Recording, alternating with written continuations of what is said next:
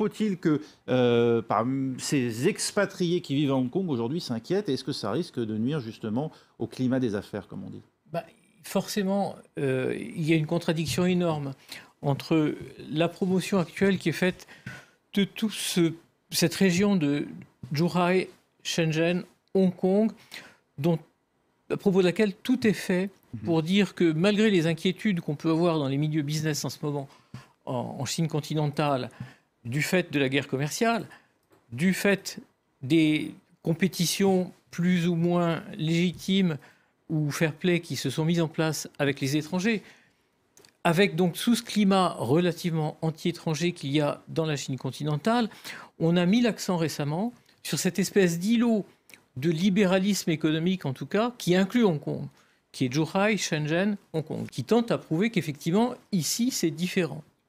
Et naturellement, cet endroit a tendance à attirer énormément de projets étrangers.